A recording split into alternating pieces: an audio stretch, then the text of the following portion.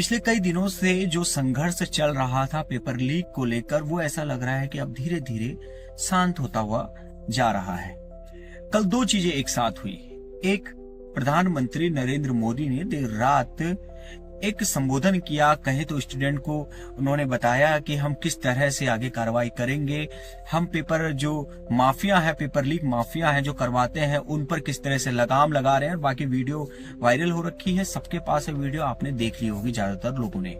दूसरी जो चीज हुई वो ये हुआ कि जो स्वास्थ्य मंत्री है, केंद्रीय स्वास्थ्य मंत्री जेपी नड्डा, वो पहुंचे सोनम वांगचुक के पास। वैसे वो कई दिनों से लगातार उनके पास जा रहे थे, उनसे मुलाकात कर रहे थे, लेकिन कल की उनकी मुलाकात इसलिए खास है क्योंकि कल जब वो पहुंचे तो उन्होंने आखिरकार उनका जो अनशन था, 26 दिन से जो उनकी भूख हड़ताल चल रही थी, उसको समाप्त करवा दिया, उन्हें जूस पिला दिया।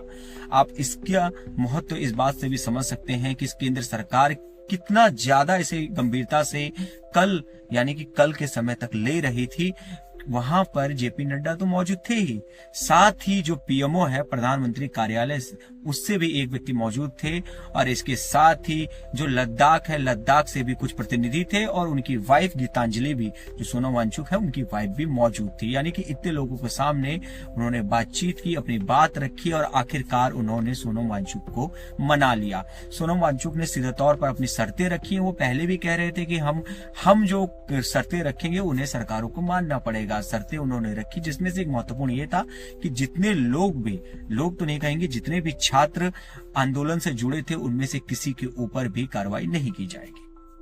अब मैं बताता हूं कि आखिर मुझे क्या लग रहा है, क्योंकि मुझे जो लग रहा है मैं वही बात बता सकता हूं कि मुझे क्या लग रहा है। सबसे पहली बात, प्रधानमंत्री नरेंद्र मोदी ने, मुझे लगता है कि बहुत लेट कर दी।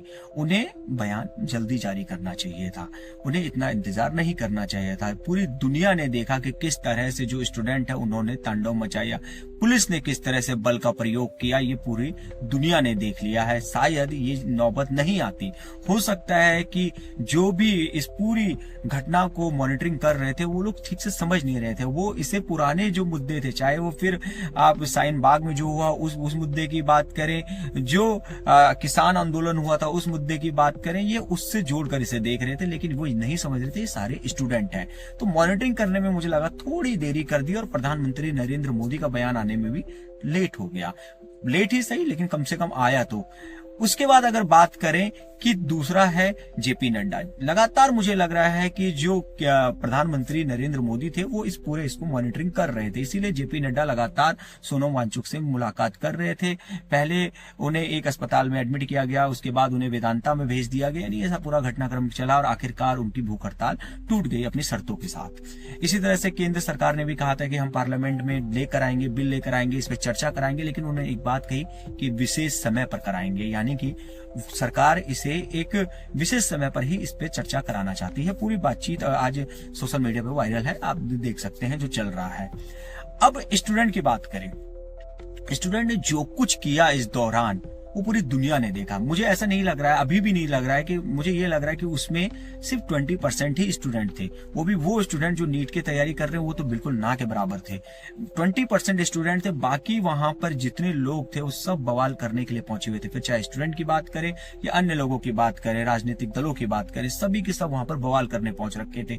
ऐसी ऐसी अभद्र भाषाएं, गाली ग्लोज, सारी चीजें सामने आ रही हैं। आज सोशल मीडिया है, आज अगर पुलिस के डंडे चलाने के वीडियो सामने आएंगे तो आप जो गाली चलाएंगे, आप जो पुलिस की गाड़ियां जलाएंगे, आप जो पुलिस की गाड़ियां तोड़ेंगे, वो वीडियो भी सामने आएंगे। ऐसा नहीं है कि जो सोशल मीडिया में जो वीडियोस चलती हैं या मोबाइल में जो वीडियो बनती है वो सिर्फ एक पक्ष को दिखाती है, वो दोनों पक्षों को दिखाती है, और इसी वजह से अब बहुत सारी घटनाएं जो पहले सामने नहीं आती थी वो सामने आ जाती। तो स्टूडेंट ने भी बहुत सारी चीजें की है ऐसे दुनिया भर के उनके।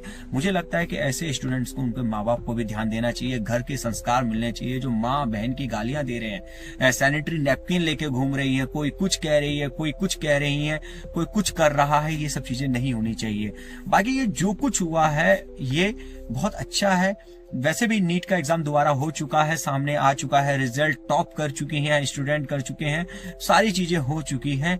अब हमें आगे क्या करना है। भारत में जिस तरह से मैंने पहले भी वीडियो बनाया कि पेपर लीक होना एक आम बात हो चुकी है, इसे समझना होगा। और आपको क्या लगता है कि प्रधानमंत्री नरेंद्र मोदी ने सही फैसला लिया, सही समय पर जो है अपना बयान जारी किया, या उन्हें अभी बयान जारी नहीं करना चाहिए था, या उन्होंने लेट कर दिया? आपको जो भी लगता है वो कमेंट बॉक्स में जरूर बताएं।